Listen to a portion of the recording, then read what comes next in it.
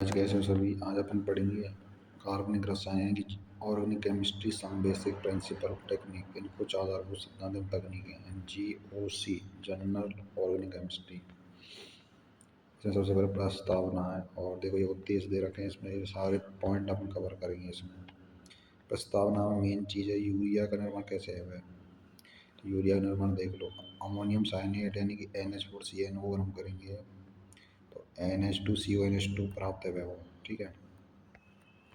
अब कार्बन की चतुर्थ संयोजकता कार्बन यौगिकों की आकृति यानी कार्बनिक यौगिकों की आकृतियाँ, ठीक है।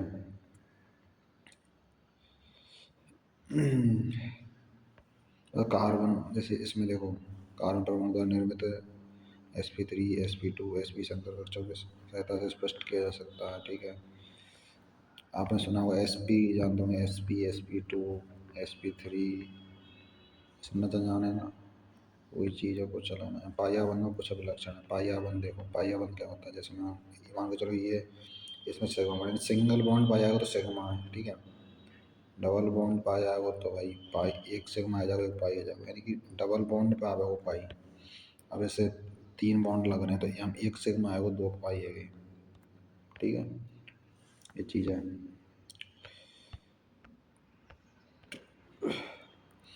सिग्मा तथा पाई यहाँ बताना वही, यम सिग्मा यम सिग्मा यम सिग्मा यम एक सिग्मा 2 पाई, यहाँ में एक सिग्मा बताई दी मैंने, ठीक है।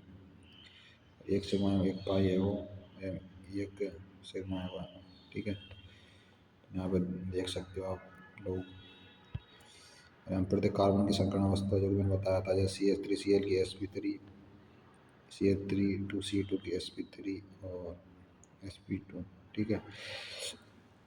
ऐसी कार्बनों की संकरण अवस्था में अणुओं की आकृति या मैं बताऊँगा CH2O इसकी sp2 संकरण है वो, और ये ज्यामिति है त्रिकोणीय समतल आकृति, इसको sp3 CH3F, ठीक है। चतुष्फलकीय रैपर SC ट्रिपल 1 यानी SC यानी कि वो रेखीय संकृत कार्बन sp3, ठीक है। अब हमें कार्बन यौगिकों को संरचनात्मक निरूपण पूर्ण संगणित तथा आबंध रेखा संरचनात्मक सूत्र। देखो ये अपनी मतलब स्ट्रक्चर है, ठीक है। संरचनात्मक सूत्र समझते हो, जैसे एथेनॉल को मतलब जैसे एथियन है, जैसे CH4 है मान के चलो, CH4 को जैसे इस तरीके से तो व्यक्त करेंगे CH, ये संरचनात्मक सूत्र ऐसे रहेगा। वो संरचनात्मक सूत्र CH4 है वो, ठीक है। पर संरचना है कि ये CH4 की मतलब ये समझ गया ना, इस तरीके से ये सब चीज़ वही है। जैसे कोई CH2 दे तो बाकी संरचना बना दी हो, एथाइन मेथनॉल इस तरीके से। अब चक्रीय यौगिकों में आबंध रेखा सूत्रों को इस प्रकार दर्शाया गया, साइक्लोप्रोपेन ही है ये, ठीक है। ये चीज़ है। फिर उसके बाद में साहब इसमें देखो एग्जाम्पल तो समझाऊँ, ठीक है आपको। जैसे बोला है संगणित सूत्रों को पूर्ण संरचनात्मक सूत्र में लिखिए, यानी कि संरचनात्मक सूत्र तो ये है, परंतु कई में लिखना है सूत्रों को संरचनात्मक सूत्रों में। संरचनात्मक सूत्र यानी कि संरचना बनानी है, स्ट्रक्चर। जैसे ये संरचनात्मक सूत्र तो इसकी संरचना ये बन गई इस तरीके से, ठीक है। ये वाला तो इसकी ये, ठीक है। ऐसे ही सामने एग्जाम्पल है, कुछ अलग तो है ना यार, ठीक है। प्रैक्टिस बार बार करोगे तभी समझ में आएंगी ये चीज़ें। एग्जाम्पल तो और कार्बन यौगिकों को त्रिविमीय सूत्र, ठीक है। CH4 का इसमें एग्जाम्पल दे रखा है। यही त्रिविम कंडीशन है इसमें, कागज के तल में आबंध को साधारण रेखा द्वारा प्रदर्शित किया जाता है। मेथेन अणु का त्रिविम सूत्र है, ठीक है। मेथेन अणु है इसका एग्जाम्पल है त्रिविम सूत्र का, ठीक है। अब कार्बन यौगिकों का वर्गीकरण, यहाँ पे प्रॉपरली स्टार्ट है, वहाँ तो बस फाल इतना इम्पोर्टेंट नहीं है। यहाँ से इम्पोर्टेंट चीज़ है जैसे कार्बनिक यौगिक है, ठीक है। कार्बनिक यौगिक चक्रीय और चक्रीय दो भाग में डिवाइडेशन। अचक्रीय यानी कि श्रृंखला यौगिक, चक्रीय यानी कि बंद श्रृंखला बलीय यौगिक। अब ये सब चक्रीय बंद यौगिक में एलिसाइक्लिक है और एरोमेटिक है। रिसाइक्लिंग में समचक्रीय और विषम चक्रीय है। एरोमेटिक में बेंजोड एवेंजोड विषम चक्रीय एरोमेटिक। ठीक है। उसके बाद में साहब अब अचक्रीय अथवा विवृत श्रृंखला यौगिक। ठीक है। इन यौगिकों को एलिफेटिक या बसीय यौगिक भी कहा जाता है, और जिनमें सीधा या शाखा श्रृंखला यौगिक होता है, जैसे एथेन है साहब, आइसोब्यूटेन है। ठीक है। अचक्रीय चक्र थोड़ा चक्रीय होता है। ठीक है। ये गोल हो रहा है, ये चक्र बन रहा है। ये अचक्रीय नहीं, सीधी है बिल्कुल, देखो एथेन। और यहाँ जैसे यू बन रहा है। ठीक है। ये भी तो अचक्रीय चक्र थोड़ा बन रहा है, हम चक्र बन रहा है हमें, वो चक्र बन रहा है ना, बन रहा है। एसिटाल्डिहाइड है, ये भी अचक्रीय एसिटिक अम्ल है, चक्रीय। बेंजीन चक्रीय, समझ में आ गई, ये बेंजीन रहेगा ना, बेंजीन को चक्रीय रहेगी। और ये सारे एग्जाम्पल ऐसे मतलब नॉर्मल चीज़ें यार, एक चक्कर में थोड़ा बनाए, चक्कर बनाने का बेंजीन चक्कर बनाएगी साहब ऐसे इस तरीके से। ठीक है। इस तरीके से चक्कर बनावे बेंजीन पूरा, या चक्र बन होगा ही, कहाँ से बननी है चक्र बनना है। चक्रीय तो बंद अथवा बलीय, ये बले बलय रूप में, और चक्रीय बंद बंद श्रृंखला है, साइक्लोप्रोपेन है, साइक्लोहेक्सेन है। देखो बिल्कुल बंद है, ये बंद है बिल्कुल, साइक्लोहेक्सीन, क्योंकि ईन डबल बॉन्ड आ रहा तो ईन सिंगल पे ईन है यार। ठीक है। अब है टेट्राहाइड्रोफ्यूरेन, यानी कभी कभी बलों में कार्बन के अलावा अन्य परमाणु जोड़कर विषम चक्रीय का एग्जाम्पल है टेट्राहाइड्रोफ्यूरेन। अब साहब एरोमेटिक यौगिक। एरोमेटिक यौगिक यानी कि बेंजीन अथवा अन्य संबंधित चक्रीय यौगिक बेंजीन से मिलते हैं। ठीक है। एरिसाइक्लिक यौगिक के समान एरोमेटिक यौगिकों की भले में विषम परमाणु हो सकते हैं, विषम चक्रीय एरोमेटिक यौगिक भी कहा जाता है। ठीक है। ये सब बेंजोड एरोमेटिक, बेंजोड में बताया था, बेंजोड और एरोमेटिक है। बेंजोड में कहा बेंजीन, एनिलीन, नेपथलीन, वैसा बेंजीन है, परंतु इनमें देखो समूह जोड़ रहे हैं, जैसे NH2 जोड़ो तो एनिलीन है वो, नेपथलीन नॉर्मल है। ये एवेंजोड, एवेंजोड यानी कि इम्पोर्टेंट है ये भी, ये इम्पोर्टेंट है दोनों ना, बेंजीन एनिलीन नेपथलीन। और ट्रोपोफॉन, ट्रोपोफॉन यानी कि बेंजीन में डबल बॉन्ड हो जोड़ो तो ट्रोपोफॉन है वो। और बेंजीन का देखो, बेंजीन में यहाँ तक पर यहाँ पे देखो, यहाँ पे थोड़ी गड़बड़ दे रहा है। तो यहाँ मैं बेंजीन को नॉर्मल सिंपल फंडा अच्छा है, कार्बन तक जा रहा हूँ। ठीक है। यहाँ में 1 2 3 4 5 6 7, 1 2 3 4 5 6 7 कार्बन है। ठीक है। अब विषम चक्रीय रोमेटिक, विषम चक्रीय मतलब विषम चक्रीय यानी फ्यूरेन, ओ दे रखो तो फ्यूरेन, एस दे रखो थायोपीन, और प्रीडीन में एन, मतलब वो SON याद रखो ट्रिक के तौर पर, SON, S for thiophene, O for furan, N for pyridine. ठीक है। अब क्रियात्मक समूह कार्यात्मक समूह, क्रियात्मक समूह जानते हो, कार्बन से जुड़ा परमाणु, परमाणु समूह कार्बन यौगिकों में अभिलाक्षणिक रासायनिक गुणों के लिए उत्तरदायी क्रियात्मक समूह कार्यात्मक समूह कहलाता है। जैसे hydroxyl, OH, aldehyde, CH, carboxyl, C OH। अब सजातीय श्रेणियाँ, कार्बन यौगिकों के समूह अथवा ऐसी श्रेणी जिसमें एक विशिष्ट क्रियात्मक समूह सजातीय श्रेणी कहलाई है। ठीक है। अब कार्बन यौगिकों की नाम पद्धति यानी IPSC नामकरण, IPSC नामकरण, इसकी full form IPSC, international union of pure and applied chemistry, जो कि कोई ना पूछ रहा हो। ठीक है। बस ध्यान रखो। ठीक है। अब देखो ये पूरा मतलब एक चेन है। ठीक है। पूरी चेन है, तो यहाँ में एक जुड़ रही है, यहाँ पे पूरी शाखा है। ठीक है। और ये अपना क्रियात्मक को कुछ भी आ सके, हैलाइड आ सके, या फिर एल्कोहल, एल्डिहाइड कुछ भी आ सके। यहाँ पे भी क्रियात्मक समूह जुड़ रहा हो, जैसे एल्कोहल है ना, ये जनक श्रृंखला, पूरी जनक श्रृंखला है पूरी वाली। हम शाखा और क्रियात्मक समूह दो चीज़ नहीं है, अगर और तो कुछ रह ना है। एल्केनों की IPSC में पद्धति। अब देखो कुछ कार्बन यौगिकों के सामान्य अथवा रूढ़ नाम, अब जैसे यौगिक है, इनको सामान्य नाम, फिर यौगिक को सामान्य नाम, तो CH4 को मीथेन, फिर यहाँ को N ब्यूटेन, आइसोब्यूटेन, पेंटेन, ऐसे सब याद कर लेंगे। ठीक है। अब जैसे सारणी 8.2 है, जैसे मीथेन CH4 को मीथेन कहेंगे, C2H6 को एथेन, फिर प्रोपेन, ब्यूटेन, एक कार्बन, फिर दो पे, 3 पे प्रोपेन पड़ा होगा, 4 पे ब्यूट, तो एन लगा देना। ठीक है। एल्केन बना लें। ठीक है।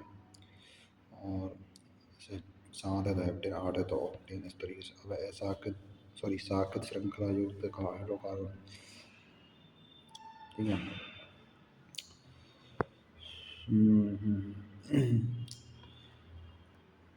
कुछ एल्किल समूह हैं, एल्केन और एल्किल समूह। अणुसूत्र एल्केन का नाम, संरचना सूत्र एल्किल का नाम, एल्केन का नाम और एल्किल, ये चीज़ ध्यान रखना है। जैसे अणुसूत्र सी एच पूर्व methyl, C two H six ethyl, C three H propyl butyl डाइकिल, इस तरीके से सी एच थ्री को मेथेन एल्किल समूह, C H two C H three ethane, इस तरीके से याद रखनी चाहिए, ठीक है। इतना इम्पोर्टेंट तो ना है वैसे भी। अगर आइसोप्रोपिल सेग ब्यूटिल आइसोब्यूटिल टेट्राब्यूटिल, चार कार्बन तो टेट्रा नियो पेंटेन संरचना इम्पोर्टेंट है। आइसो नियो दोनों इम्पोर्टेंट है। साकेत श्रृंखला एवं नामकरण, देखो साकेत श्रृंखला वाली शाखाएं हैं, ठीक है। यदि इनके अलावा ऐसे O H C H O, इस तरीके से मतलब एल्डिहाइड समूह ऐसे कुछ आ जाता है, उनमें वो क्रियात्मक वो आ जाती श्रृंखला, ठीक है।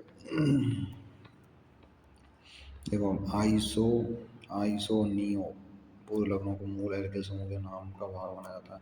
द्वितीय के सेक, तृतीय के टेट्रा पूर्व लग्नों को मूल एल्किल समूह के भाग नहीं माना जाता है, ठीक है। और देखो इनके नामकरण दे रखा है, जैसे ये तो गलत नाम है, ये सही है, ठीक है। जैसे 5 2 एथिल ब्यूट 3 डाई मेथिल डेकेन, ठीक है। ऐसे इसमें और चक्रीय होगी, चक्रीय देखो चक्र बना रहे हैं, साइक्लोपेंटेन है, one methyl three propyl hexane है, वो three ethyl one one dimethyl cyclohexane है। ये एग्जाम्पल है, या आईपीएससी नामकरण बताना साधनों को, ठीक है। जैसे आपको 2 5 6 टू नंबर या 2 5 और 6 नंबर पे, 2 5 6 नंबर पर सी एच थ्री यानी कि मैथेन समूह जुड़ रहा हो तो ये वो ट्राई मैथिल मैथिल समूह जुड़ रहा हो तो ट्राई मैथिल, तीन तीन मैथिल समूह जुड़ रहे हैं अलग अलग कार्बन पे।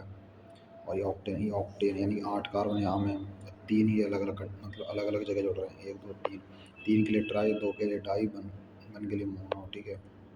वन के लिए मोनो लगा मत लगा, वो तो नॉर्मल ही है, ठीक है ना। ये चीज़ है। इसका व्यू देखो, इसमें सब हेप्टेन 7 कार्बन है, ठीक है। अब हम 5 नंबर, 3 नंबर पर एथिल, 5 नंबर पर मैथ, 3 नंबर पर 3 नंबर पर एथिल, 3 नंबर एथिल, 5 नंबर पर मेथिल, ठीक है। मैथेन यानी मैथिल ग्रुप है, ये एथिल ग्रुप है, तो 3 एथिल, क्योंकि जैसे ज़्यादा कार्बन हमारे प्योरिटी दी जाएगी, ठीक है। यहाँ 2 कार्बन है एथिल में, यहाँ मैथिल में एक है, तो 3 एथिल है वो साहब, 3 नंबर पे जुड़ रहा है 3 एथिल है वो। और फिर 1 2 3 4 5 6 7, 3 नंबर पे जुड़ रहा तो 3 एथिल, 5 नंबर पे साहब मेथिल और जुड़ रहा तो 5 में 5 मेथिल, हेप्टेन है तो हेप्टेन, ठीक है। अब क्रियात्मक समूह से युक्त कार्बन यौगों को नामकरण है, मतलब क्रियात्मक समूह जानते हो, C H three O H, जैसे ओ एच को जुड़ रहा है, इसमें ओ एच मतलब अलग अलग ग्रुप हैं चाहिए, जैसे कोई जैसे कीटोन, एल्डिहाइड, कार्बोक्सिलिक एसिड, ठीक है। जैसे इसमें कुछ का क्रियात्मक समूह का कार्बन वर्ग है, ठीक है। जैसे एल्केन के लिए एन, और एल्कीन के लिए ईन, आयन इसके लिए एरीन, एरीन यानी कि बेंजीन, एरीन बेंजीन, ठीक है। एलाइड में एल, एल्कोहल में ऑल, एलियाड में अल, ठीक है। कीटोन में ऑन वर्ड ऑन यूज करेंगे, नाइट्राइल में नाइट्राइल और कार्बोक्सिलेशन में O1, कार्बोक्सिलेट में O8, एस्टर में O8, एसिल हैलाइड में OL हैलाइड, एमीन में एमाइन, एमाइड में एमाइड, सल्फोनिक में सल्फोनिकम, ठीक है। इस तरीके से जैसे इसमें देखो पहले तो नॉर्मल चेन ही वहाँ पर, नॉर्मल चेन वहाँ पे भी यहाँ पे भी सी है, पर वहाँ मतलब क्रियात्मक समूह जुड़ रहे हैं, ठीक मतलब सॉरी वैसे नॉर्मल श्रृंखला जुड़ रही, जैसे CH3 CH2 मतलब नॉर्मल कार्बन वाली श्रृंखला, ठीक है। पर अब क्रियात्मक समूह जुड़ रहा है तो इसको क्रियात्मक समूह जुड़ रहा है, जैसे OH CHO या कीटोन, ठीक है, या कार्बोक्सिलिक एसिड, ठीक है। तो फिर मतलब वो क्रियात्मक समूह क्रियात्मक श्रृंखला कहलाएगी, ठीक है, ये चीज़ है।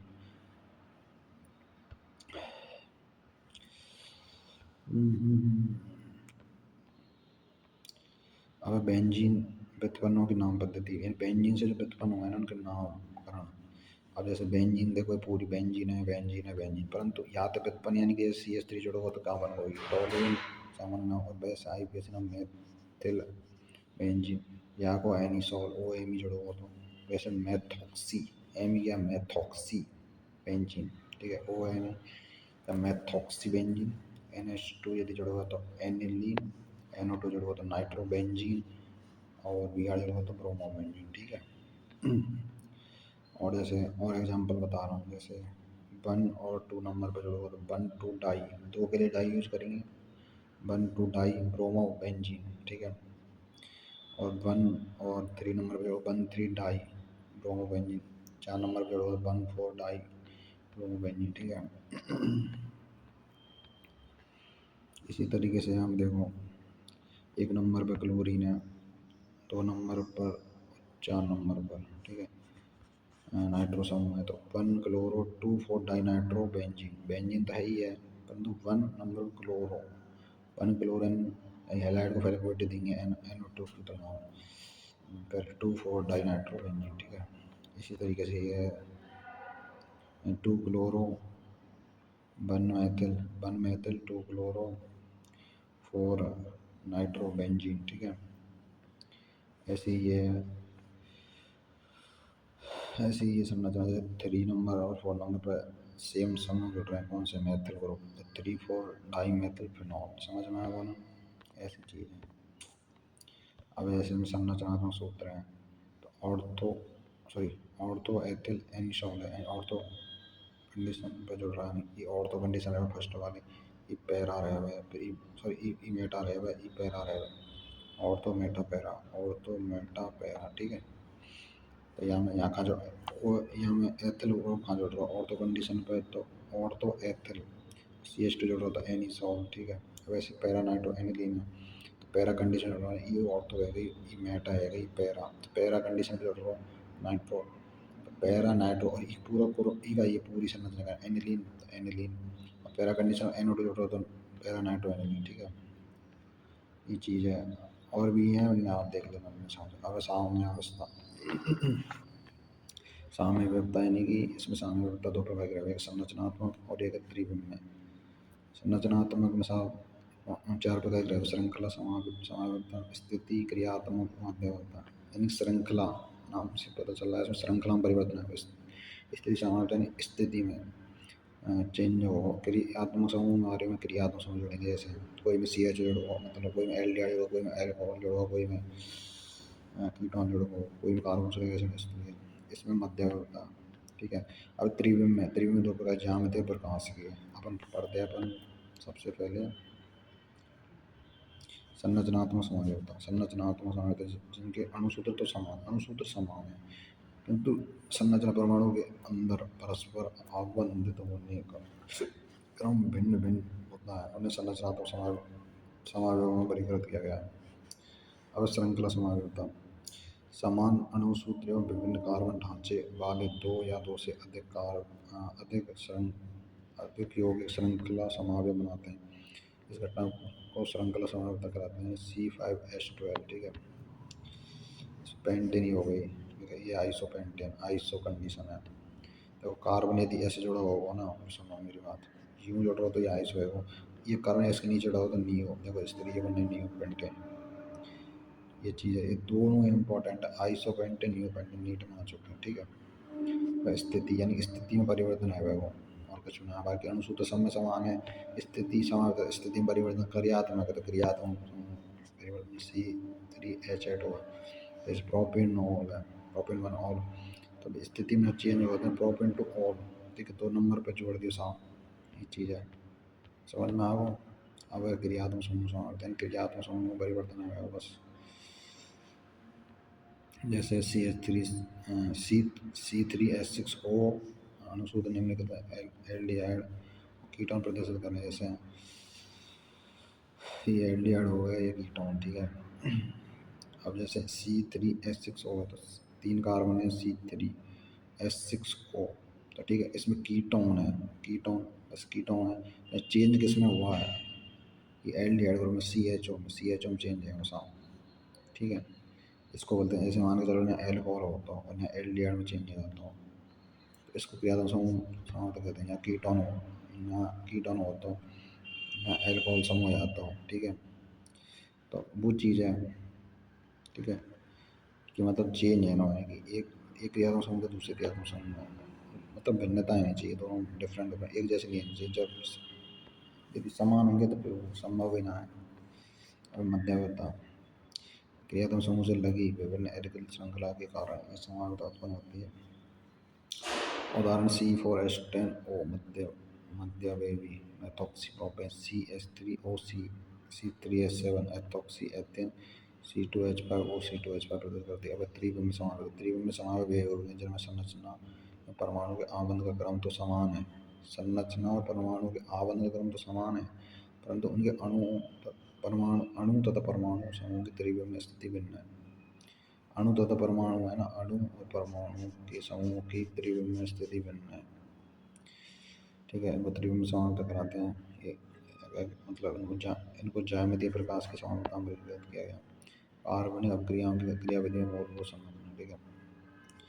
अब जैसे ये इसमें कार्बनिक अणु क्रियाधार से क्या बनना है, उत्पाद, इसके बीच में कुछ ना कुछ तो रिएक्शन मध्यवर्ती आक्रमण का अभिकर्मक, देखो कोई रिएक्शन होती है उसमें अभिकर्मक बीच में रहता है, पहले होता क्रियाधार और उससे क्या बनता है उत्पाद, तो उसके बीच में अभिकर्मक यानी अभिकर्मक रोल लगा हुआ है अभिक्रिया संपर्क करने में, ठीक है।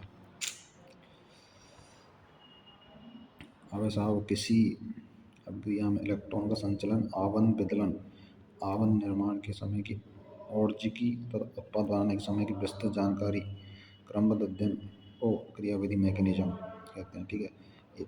ये परिभाषा तो कोई पूछे ना, पर बस पढ़ा रहा हूँ, ठीक है, इसे समझ में आना चाहिए। और विषम अवघटन विदलन, विषम अवघटन, ठीक है।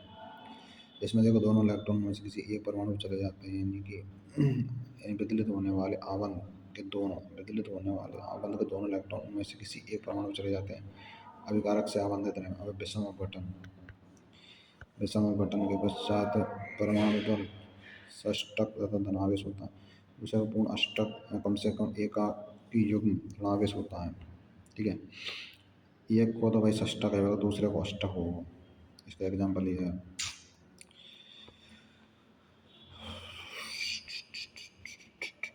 अब देखो इम्पोर्टेंट है सबसे, नीट में आ गया आए क्वेश्चन यहाँ से, सी कार्बन आयन और कार्बन आयन, इनमें से कार्बन आयन का जो स्तर जस्ट अपोजिट कार्बन आयन है और जस्ट अपोजिट करूँ कार्बन आयन, तो देखो इसमें 4 डिग्री लगा लो, फिर 3 डिग्री लगा लो, फिर 2 डिग्री, फिर 1 डिग्री, मेनली तो यही रहना, परंतु जैसे एक्स्ट्रा में लेना चाहते हो 3 डिग्री 4 डिग्री सबसे ज़्यादा, फिर 3 डिग्री, फिर 2 डिग्री, 1 डिग्री, ठीक है। ये चीज़ याद रखनी है।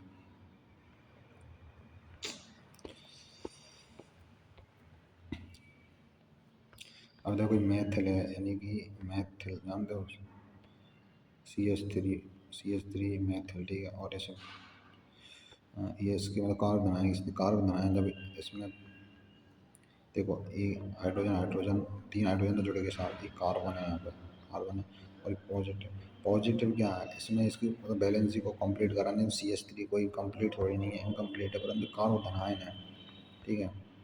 CH3 में कार्बन के 3sp2 संकृत कक्षक हाइड्रोजन के 1s कक्षकों के साथ अभिव्यक्त होकर के CsP2 हाइड्रोजन 1s सिग्मा बनाते हैं। असंकृत कार्बन कक्षक स्थल के लंबवत रहता है, इसमें कोई इलेक्ट्रॉन नहीं रहता, ठीक है। अब ये सब कार्बन आयन की आकृति, कार्बन आयन यानी कि जिन पर ऋणावेश, मतलब ऋणावेश रहेगा, कार्बन पर ऋणावेश है, हम कार्बन पर क्या धनावेश है, यहाँ पर कार्बन पर क्या है, कार्बन पर ही ऋणावेश है, कार्बन पर ऋणावेश है यहाँ पर। और इसमें स्फीति संकृत होते हैं, आकृति विकृत चतुष्फल के रह गए। कार्बन आयन भी अस्थायी हैं और क्रियाशील स्पीसीज है। ऐसी कार्बन अभिक्रिया जिनमें विषमांश बदलन होता है, आयनीय तथा विषम ध्रुवीय तथा ध्रुवीय अभिक्रिया कहलाएं। अब ऐसा समापघटनीय विदलन है, यानी आर और एक्स, यानी आर यानी कि एल्किल समूह और एक्स यानी कि हैलाइड की ताप में प्रकाश का संग्रहण, मतलब R dot plus x dot, आप यानी कि कार्बन आयन और कार्बन आयन की भांति मुक्त मूलक, ये मुक्त मूलक हैं, ये डॉट लगाओ ना, मुक्त मूलक को प्रदर्शित कर रहे हैं। कार्बन आयन और कार्बन आयन की भांति मुक्त मूलक भी अति क्रियाशील होते हैं, को समापघटनीय नीचे ये दिखा रखे हैं। अब देखो ये भी दिखा रखे हैं, एथिल को मुक्त मूलक, एथिल को मुक्त मूलक, सब आइसोप्रोपिल तो मतलब तृतीय ब्यूटाइल को अब क्रियाधार और अभिकर्मक, जैसे क्रियाधार है प्लस अभिकर्मक अभी उत्पाद बनना। मैंने आपको क्या बताया था स्टार्टिंग में, क्रियाधार तो बीच में जो रहे वो अभिकर्मक रहे, क्रियाधार और उत्पाद के बीच रहे साहब वो अभिकर्मक रहे। अब जैसे क्रियाधार है और ये उत्पाद है या बीच में का अभिकर्मक, ठीक है, तो सिंपल चीज़ है।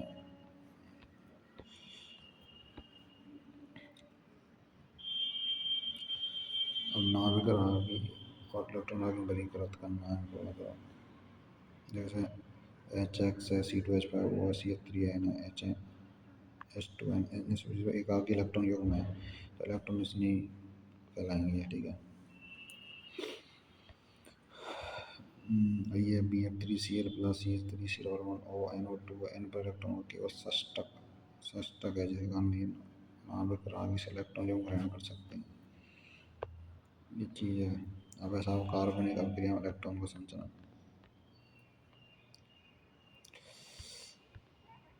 इसमें बता रखा है, इतना इम्पोर्टेंट ना यार, ये जो मैंने हाईलाइटेड कर रखे हैं वही इम्पोर्टेंट चीज़ है, आगे तो खुद से पढ़ लो थोड़ा बहुत, ऐसा कुछ नहीं लगना है जो है रियल में एक्चुअल में इम्पोर्टेंट है, जो नीट में आ चुके क्वेश्चन अनेक संभावना, बस वही चीज़ें कवर करा रहा हूँ, ठीक है। ऐसे तो पूरी रामायण पढ़ने से क्या, खुद ही पढ़ लोगे पूरी रामायण को तो सही बात है। तो प्रभावित विभिन्न विद्युत ऋणता के दो परमाणु के मध्य निर्मित सहसंयोजक आबंध, सहसंयोजक आबंध में इलेक्ट्रॉन असमान रूप से सहभाजित होते हैं, ठीक है। इन विभिन्न विद्युत ऋणता कैसे रहेगी, विद्युत ऋणता कैसे विभिन्न विद्युत ऋणता में दो परमाणुओं के मध्य निर्मित सहसंयोजक आबंध में इलेक्ट्रॉन असमान रूप से सह, उदाहरण क्लोरोएथेन यानी CH3CH2Cl, सी कार्बन का जो Cl बंध जो कि ध्रुवीय है। ये चीज़ है, मेन चीज़ हम देखो विद्युत ऋणता में बनता रहेगी, दो परमाणु होते हैं सहसंयोजक आबंध रहेगा। विद्युत ऋणता याद रखनी है आपको, मतलब ये रखना सहसंयोजक आबंध में इलेक्ट्रॉन असमान रूप से रहना ये भिन्नता। अब प्रेरणिक प्रेरणिक प्रेरणिक प्रभाव में यानी कि सिग्मा बंध का अगले सिग्मा, मतलब एक सिग्मा बंध है उससे अगले सिग्मा बंध के ध्रुवीय होने की क्रिया, मतलब एक सिग्मा बंध का दूसरे सिग्मा बंध प्रभावित कर दे उसको प्रेरणिक प्रभाव कहला रहा है, ठीक है।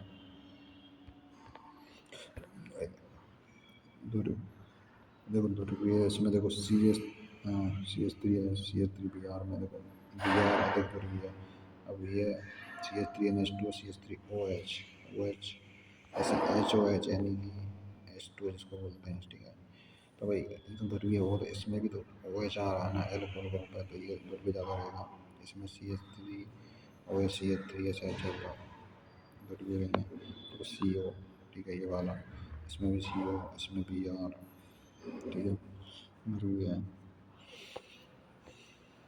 ऐसे इसमें न्यूनतम न्यूनतम कैसे, जैसे दूरी बढ़ेगी ना, दूरी बढ़ेगी पेड़ ने प्रभावित तीव्रता कम होगी, और इसके कारण 3 एवं हाइड्रोजन आयन के मध्य दूरी सबसे कम है। अब अनुनाद संरचना ये हम दिखा ही रहा।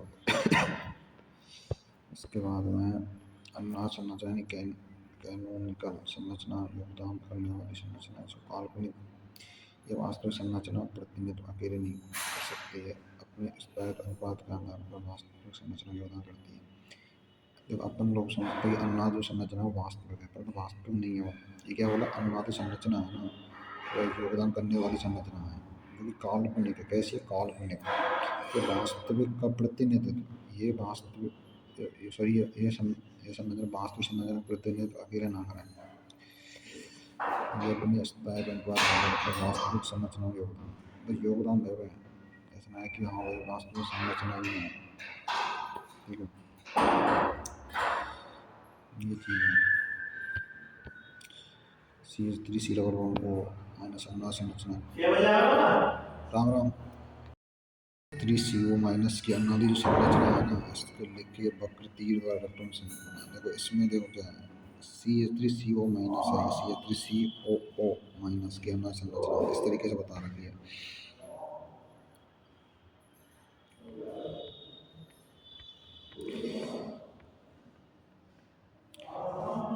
अब अनुनाद प्रभाव यानी कि दो पाई आबंधों की अन्योन क्रिया अथवा पाई आबंध एवं समीप के परमाणु उपस्थित एकक इलेक्ट्रॉन के बीच अन्योन क्रिया का अणु में उत्पन्न द्रव्यता को अनुनाद प्रभाव कहा जाता है। ठीक है, मतलब मेन चीज़ क्या बोला, दो पाई आबंधों की अन्योन क्रिया है, दो पाई के बीच अन्योन क्रिया हो गई। जैसे पेड़ प्रभाव में सिग्मा आबंध मेनली रहेगा, एक सिग्मा आबंध दूसरे सिग्मा आबंध इफेक्ट करे, तो यहाँ मैं बोल रहा हूँ दो अनुनाद प्रभाव में दो पाई आबंधों की अन्योन क्रिया, जो पाई आबंध एवं समीप के परमाणु पर उपस्थित एकाकी इलेक्ट्रॉन युग्म के बीच अन्योन क्रिया के कारण अणु में उत्पन्न द्रव्यता, यानी कि पाई आबंध तो है, पाई आबंध पर जो उपस्थित एकाकी युग्म है ना, यानी इलेक्ट्रॉन एकाकी युग्म इसको बोलते हैं। ठीक है, बीच अन्योन क्रिया होती है जिससे द्रव्यता उत्पन्न हो जाती है, उसको अनुनाद प्रभाव यानी कि रेजोनेंस इफेक्ट बोला जाता है। अब ऐसा धनात्मक यानी आर प्रभाव, इसका एग्जाम्पल याद रखो एनिलीन, यानी कि इसमें साहब इलेक्ट्रॉन विस्थापन संयुक्त अणु में बंधित परमाणु प्रतिस्थापी से दूर होता है। इसमें इलेक्ट्रॉन विस्थापन कारण अणु में कुछ स्थितियों उच्च इलेक्ट्रॉन घनत्व की हो जाते हैं, इसका एग्जाम्पल एनिलीन।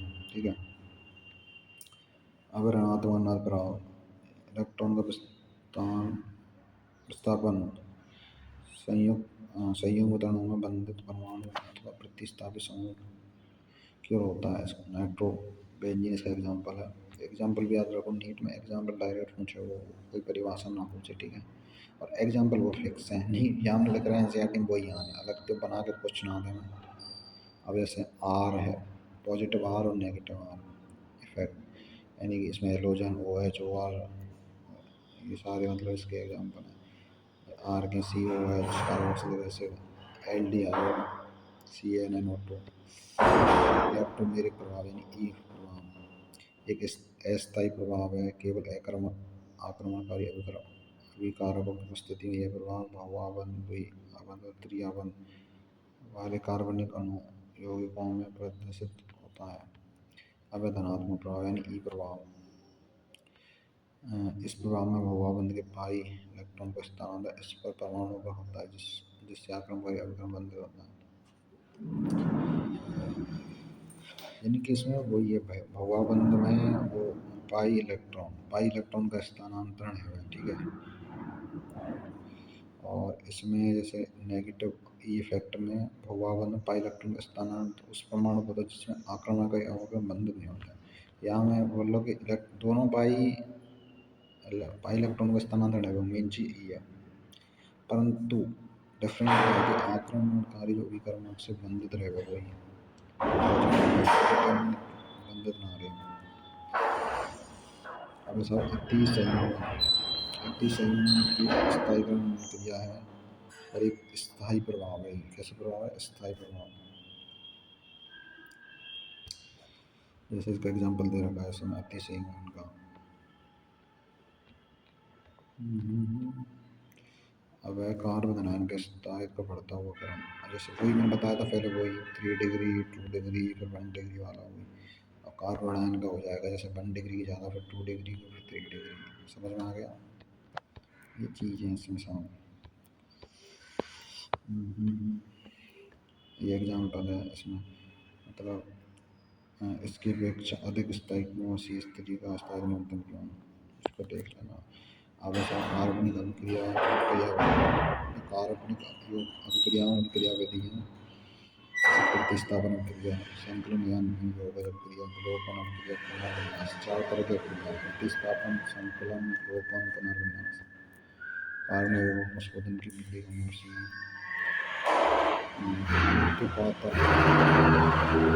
क्रिस्टलन आसवन विभेदन, इसका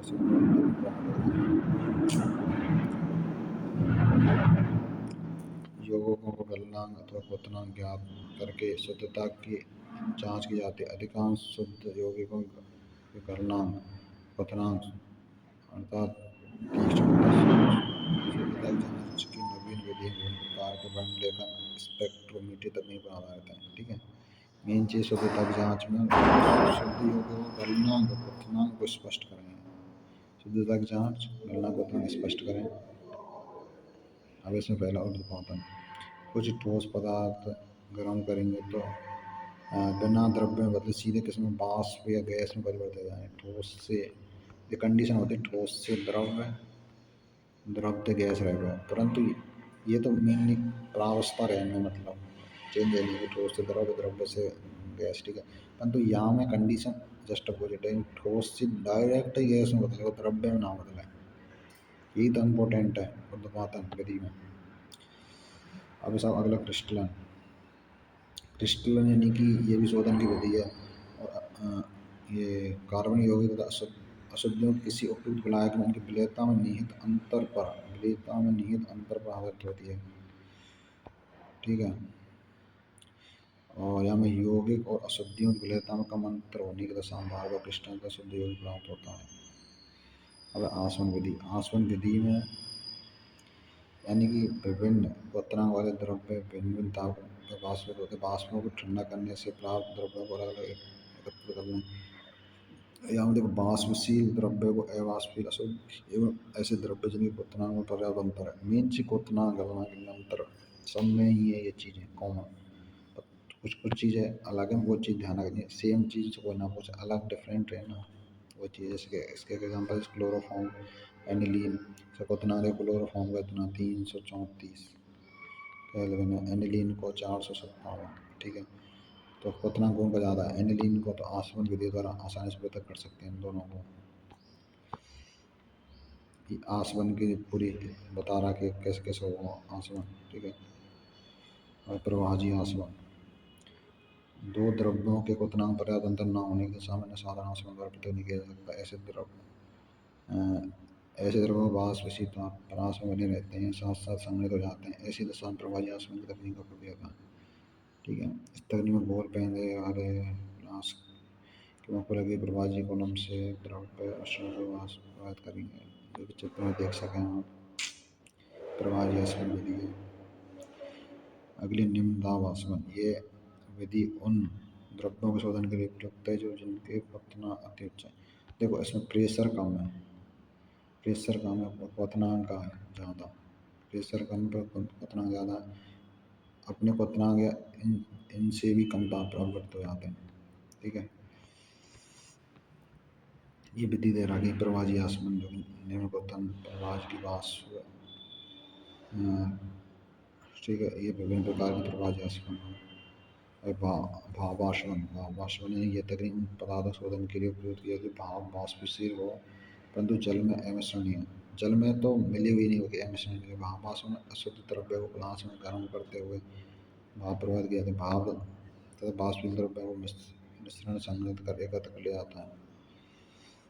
अब देखो इसमें पी, पी यानी कि क्या है, वायुमंडलीय दाब।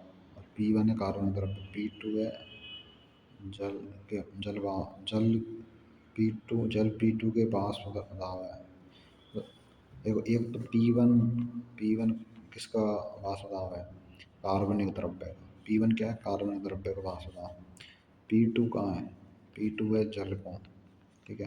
तो इन दोनों ने मिला के मतलब मिश्रण तैयार हुआ, पी यानी एक तरीके से विलयन प्राप्त होता है इससे, जो कि शुद्ध होता है बिल्कुल। और देखो इसमें कार्बन, इसमें क्या लिख रहा है देखो, प्राप्त प्राप्त होने वाले पदार्थ या जल के मिश्रण प्राप्त होने वाले पदार्थ और जल के मिश्रण को पृथक करके की सहायता से अलग कर लेते हैं। एनिलीन को इस विधि से की सहायता से एनिलीन जल के मिश्रण में पृथक किया जाता है। इसका एग्जाम्पल एनिलीन है, ठीक है। एनिलीन को उसमें यूज लेना विभेदी निष्कर्षण। विभेदी निष्कर्षण में साहब इसमें सतत निष्कर्षण, विभेदी निष्कर्षण में क्या है, सतत निष्कर्षण। देखो ये कम दाब प्रासवन है, प्रोसेसिंग को देख लेना समझ में आ जाएगा, तगड़ी चीज़ ना। सतत निष्कर्षण है, इस तकनीक को उसी विलायक का उपयोग बार बार किया जाता है इसमें। तो एक विलायक का मतलब बार बार उपयोग किया जाता है। अब वर्ण लेखन। वर्ण लेखन शोधन की अत्यंत महत्वपूर्ण तकनीक है जिसका उपयोग यौगिकों को शोधन करने में, किसी मिश्रण का पृथक करने तथा यौगिकों को शुद्धता की जांच, वो ये यौगिकों की शुद्धता की जांच वाला प्रश्न का, ठीक है। अब ऐसे दो प्रकार, अधिशोषण और वितरण वर्ण लेखन, ठीक है। अधिशोषण, अधिशोषण जो कि यह सिद्धांत पर आधारित है कि विशिष्ट अधिशोषक पर विभिन्न यौगिक विभिन्न अंशों में अधिशोषित हो जाते हैं। एग्जाम्पल है एल्यूमिना सिलिका जेल, दोनों याद रखना है, एल्यूमिना याद रखना है, सिलिका जेल भी याद रखना है। जो कि अस्थिरावस्था पर गति से व्यवस्था प्रभावित होते हैं। अस्थिरावस्था में अलग अलग दूरी तय करते हैं। दो प्रकार की बंड लेखन तकनीक है, यानी एक तो कॉलम बंड लेखन, पतली परत बंड लेखन। कॉलम बंड लेखन, इसमें कॉलम बंड लेखन में देखो साहब ये कंडीशन है पूरी। अब पतली परत बंड लेखन, पतली परत बंड लेखन थिन लेयर क्रोमेटोग्राफी TLC, एक अन्य प्रकार का अधिशोषण बंड लेखन है। इसमें 0.2 mm की मतलब बोलेंगे पतली परत, ठीक है। और इसमें सब RF, इसका सूत्र RF बराबर आधार रेखा से यौगिक के बढ़ने की दूरी, इसको x से व्यक्त करते हैं। आधार रेखा से पहला है अग्रांत की दूरी y,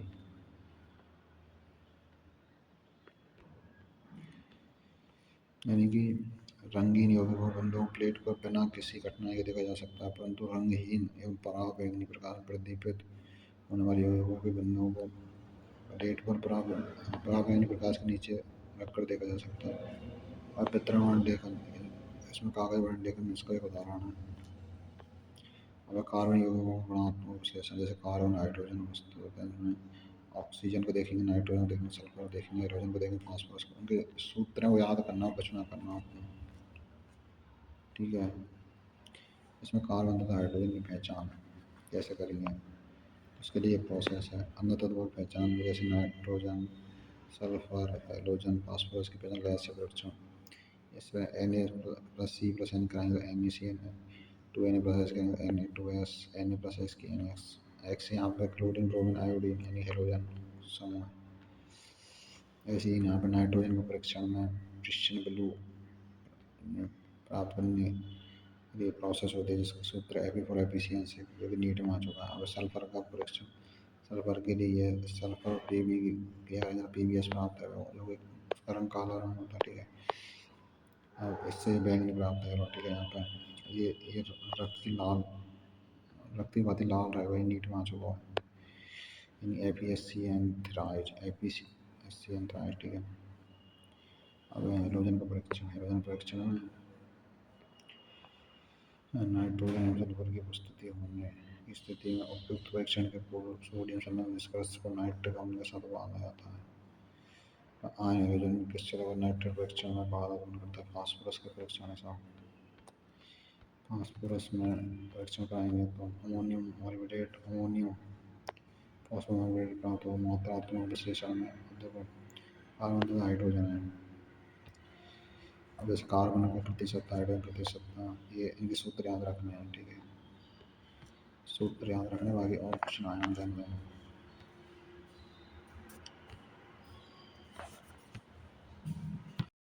नाइट्रोजन की दो विधियां हैं, एक तो ड्यूमा विधि है, कैल्डोल, ठीक है, और नाइट्रोजन के लिए है, ठीक है। ये जो नाइट्रोजन युक्त जो यौगिक होगा ना, उसके लिए लगा हुआ है, उसमें सूत्र वगैरह तो आपको याद करने पड़ेंगे, जैसे कार्बन नाइट्रोजन के संबंध में। ये एग्जाम्पल है, इम्पोर्टेंट है, नीट में भी आ चुका है, ठीक है, फिर क्वेश्चन ऐसे।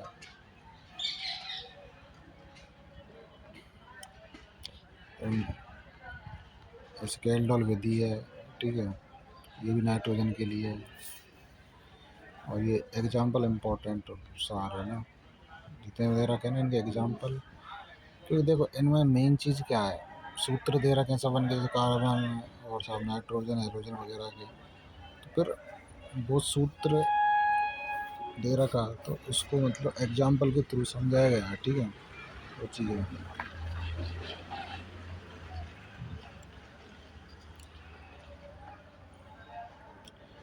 फास्फोरस का हो गया 31M1/100/1877 ऑक्सीजन का होगा 32M1/100/88 M, ठीक है। ये अपना चैप्टर हो जाता है कंप्लीट।